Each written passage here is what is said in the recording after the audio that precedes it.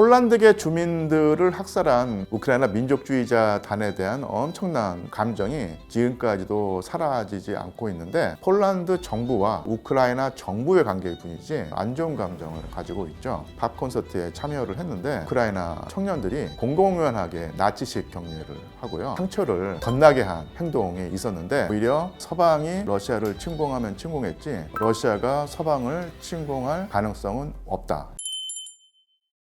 안녕하세요. 저는 상명대학교 역사 콘텐츠학과의 류환수 교수입니다. 전공은 크게는 서양사고요, 좁게는 러시아 현대사, 유럽사를 하고 있습니다. 그리고 현재 한국 슬라브 유라시아 학회장을 맡고 있습니다.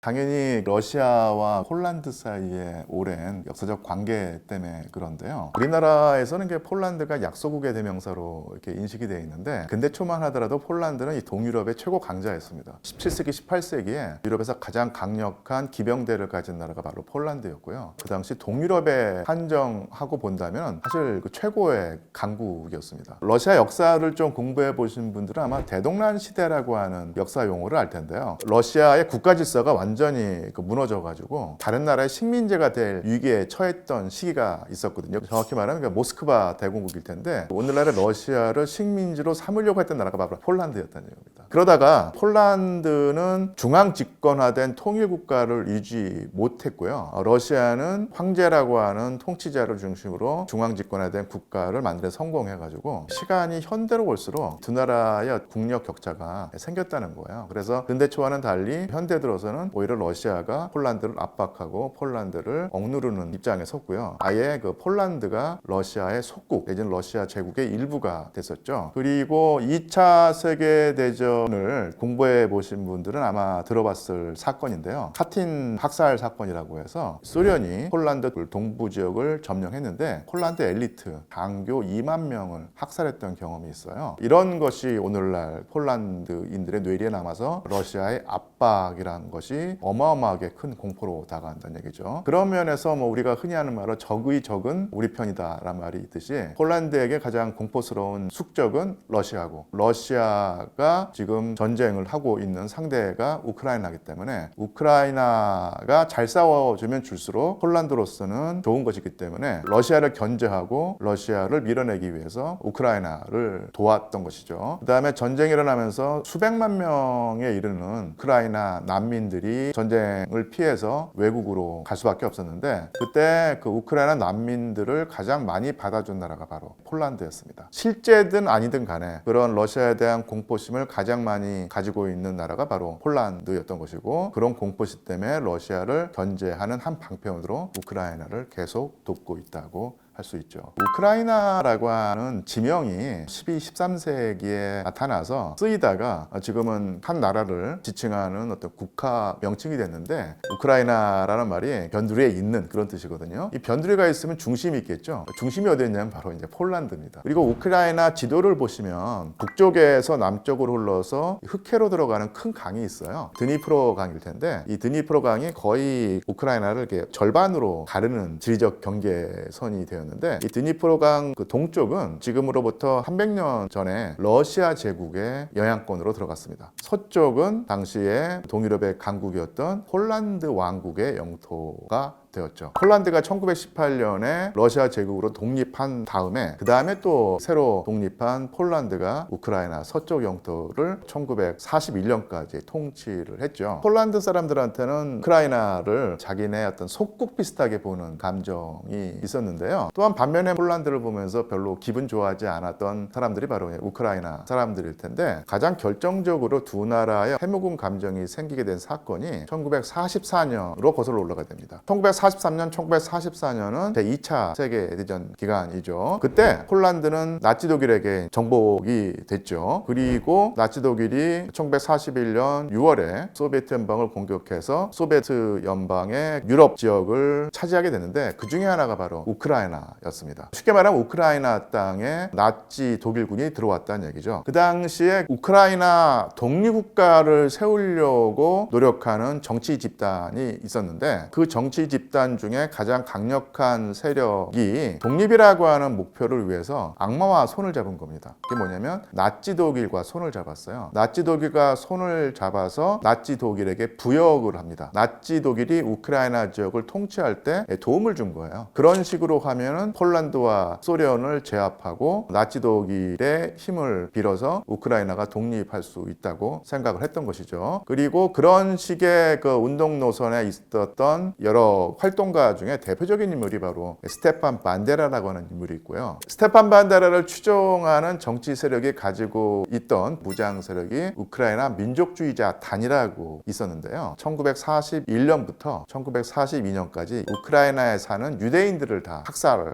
하는데 앞장섭니다. 그리고 유대인들을 학살한 다음에 또 다른 학살 대상을 찾아 나서는데 그게 바로 우크라이나 서부에 살고 있는 폴란드계 주민이었습니다. 300년 동안 폴란드의 지배를 받았기 때문에 당연히 적지 않은 이제 폴란드계 주민들이 거기 있을 수밖에 없었고 폴란드인들이 우크라이나에 살면 안 된다는 생각을 하고 이들에게 테러, 그다음에 학살을 자행했던 집단이 바로 아까 말한 우크라이나 민족주의자 단이었죠. 그래서 1943년, 1944년 요 두 해 동안 역사학자들은 한 10만 내지 15만 명의 폴란드계 주민들이 학살당했다고 추정을 하고요. 그리고 학살당하지 않은 사람들은 목숨을 구하기 위해서 우크라이나 땅을 떠나서 보따리를 싸들고 대부분 다 폴란드로 넘어가게 되었다는 얘기입니다. 그래서 폴란드계 주민들을 학살한 우크라이나 민족주의자 단에 대한 엄청난 감정이 지금까지도 사라지지 않고 있는데 지금 당장은 러시아에 대한 안 좋은 감정이 있어서 일단은 그 우크라이나와 협력 관계를 맺고 있지만 이것은 폴란드 정부와 우크라이나 정부의 관계일 뿐이지 옛날을 기억하는 폴란드 일반 시민들 중에서는 예전에 벌어졌던 우크라이나 민족주의재단의 만행을 기억하고 있고요. 안 좋은 감정을 가지고 있죠. 거기다가 최근에 어떤 일이 있었냐면 한 2달 전인가요? 폴란드에서 대중 팝 콘서트 공연이 있었고 큰 운동장에서 수만 명이 모여서 흥겨운 콘서트를 즐기고 있었는데 당연히 지금 우크라이나 난민들이 상당히 많이 폴란드에 거주하고 있기 때문에 우크라이나인 청년들이 이 팝 콘서트에 참여를 했는데 거기서 이제 사고를 친 거예요. 동영상을 보면 한 200명 정도가 되는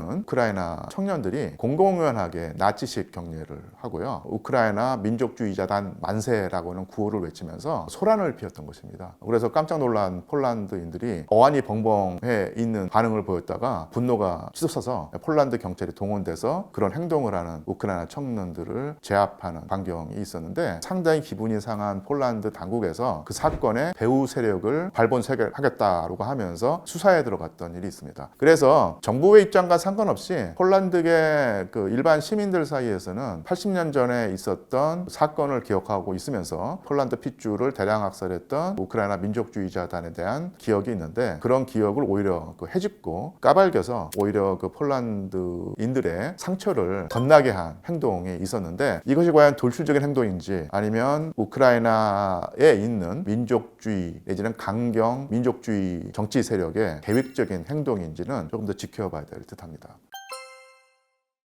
그 발언을 했던 알렉세이 주라빌로프라고 하는 인물이 어떤 인물인가 좀 설명드려야 될 텐데요. 우리말로 번역하면 그 조국이라고 하는 이름의 당의 총재입니다. 그리고 러시아 그 정치 지형에서 극단적인 애국주의적인 성향을 가지고 있는 정당의 당수인데 상당히 그 미미한 지지율을 받는 아주 소수 정당이에요. 우리나라 언론에서 주라빌로프 총재의 발언을 크게 보도하는 것도 편향성이 있다고 생각이 돼요. 어느 국가나 소수 정당은 극단적인 발언을 하기 마련이고 또한 정치인 가운데서는 대중의 시선을 끌려고 정말로 극단적인 발언을 하는 경우가 있는데 이 세르게이 주라빌로프가 바로 그런 경우겠죠. 그래서 일단 다음 목표가 폴란드가 될 것이다라고 하는 발언이 우리나라 언론에서 보도가 된다든지 아니면 그럴 수 있겠다라고 생각하는 분들이 우리나라에 많다고 보이는데요. 전 두 가지 측면을 한번 말씀드리고 싶어요. 제 생각에는 그리고 적지 않은 러시아 관련 전문가 전문가들이 다음 목표가 폴란드를 기정사실화한다는 것이 잘못되어 있다. 제가 그 우리나라 언론 보도의 편향성을 말씀드린다고 했는데, 첫 번째가 지난 4년 동안 우크라이나 러시아 전쟁을 보도할 때 우리나라 언론의 거의 대다수가 러시아군은 아주 오합지졸이다, 비효율적인 군대다, 싸움을 제대로 못한다, 그래서 그 덩치 큰 나라가 우크라이나라고 하는 훨씬 체급이 떨어진 작은 나라를 상대로 3년 4년 동안 전쟁을 하면서 제대로 제압하지 못했다, 그리고 얼마만큼 러시아군이 바보 같은 행동을 하는가가 집중적으로 보도가 되었습니다. 그렇게 비효율적인 군대라고 하면은 무서워할 필요가 없겠죠. 그런데 이제 러시아군이 서유럽, 폴란드, 더 나아가서는 뭐 독일이나 영국, 프랑스를 위협한다고 하는 식으로 보도가 되는데, 이것은 지금까지 러시아군을 아주 오합지졸 종이호랑이로 설정해 놓고 보도했던 흐름과 맞지 않는다는 얘기죠. 그렇게 비효율적인 군대라면 무슨 힘이 있어서 서유럽을 상대로 전쟁을 하겠으며 무서워할 필요가 없다는 얘기죠. 또 한 가지, 러시아라고 하는 나라의 호전성이라고 하는 것이 우리나라 언론 보도에서 기정사실화되어 있습니다. 러시아는 전쟁을 좋아하고 호전적이어서 틈만 나면 이웃 국가를 침공하려 든다고 하는데, 저는 역사학자이기 때문에 지난 300년, 400년 동안의 유럽이나 러시아의 역사를 놓고 보면, 물론 러시아라고 하는 국가가 남쪽으로, 그러니까 예를 들면 키르크 제국을 상대해서 남쪽으로 진출했다, 동쪽으로 진출해서 뭐 시베리아를 차지한다든지